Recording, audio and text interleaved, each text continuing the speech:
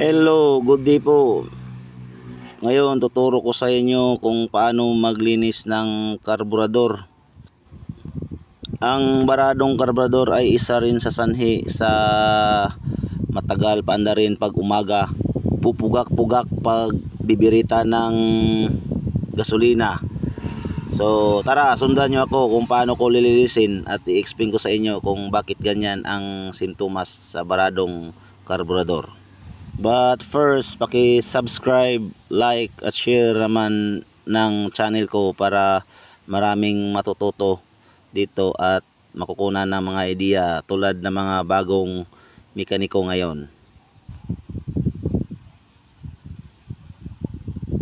So, tinatanggal natin yung tatlong screw, tapos yung dalawang G-tings natin dyan ang lilinisan natin.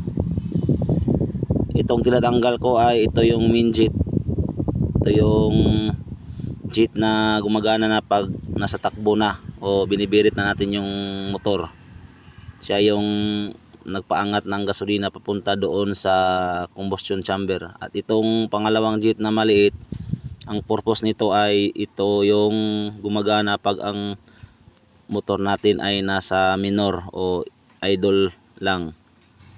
Maraming nagtatanong kung ano daw ang sanhi ba't nagbabara yung pilot jet natin.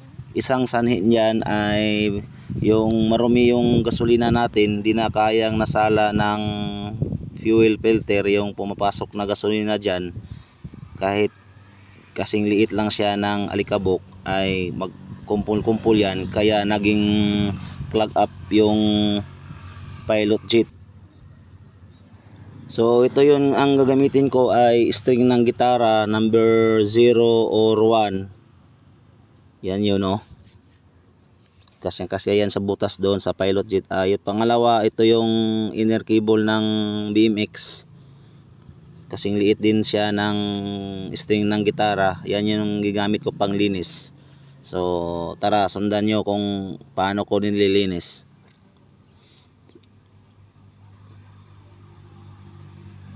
Kung tingnan natin, to yung pilot jet, walang butas na tatagos. Ito yung main jet pala. Mayroon siyang butas na tatagos sa kabila. So malinis siya. At ito yung pilot jet na sinasabi ko na barado yung butas. Yan, walang makikitang butas sa kabila. So yan ang lilinisin natin gamit nitong string ng gitara.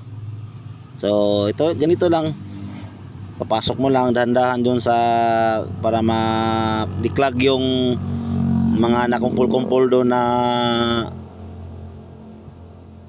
rumi doon sa pilot jet.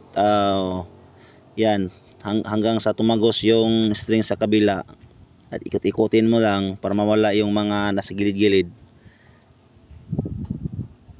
Yan, ito yung mga sa gilid na mga butas ng pilot jet, lilinisin natin din.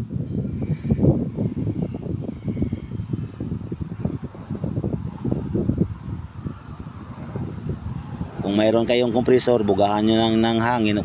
Kumaga, kung pwede naman yung bibig nyo, kung malakas yung pag-ihip-ihipan nyo. Yung kita niyo na makikita na yung butas sa kabila, ibig sabihin malinis na yan. So wala nang problema dyan yung pagpaandar ng motor habang ito ay malamig. So ibabalik ko na to. Isa rin po sa dahilan kung bakit nagkaklag yung pilot jet, kasi yung gasolina natin ay mataas na yung methanol content. Yung methanol content ay absorb yan ng moisture. Kapag hindi pinaandar yung motor sa matagalan, yung mag-aasin-asin yung carburetor pati yung pilot jet. Yan yung dahilan na magbabara yung pilot jet. So yan lang po yung masishare ko ngayon. Sana naintindihan nyo yung paliwanag ko. At least man lang mayroon kayong basihan kung paano nyo nililinis yung isang carburetor nito.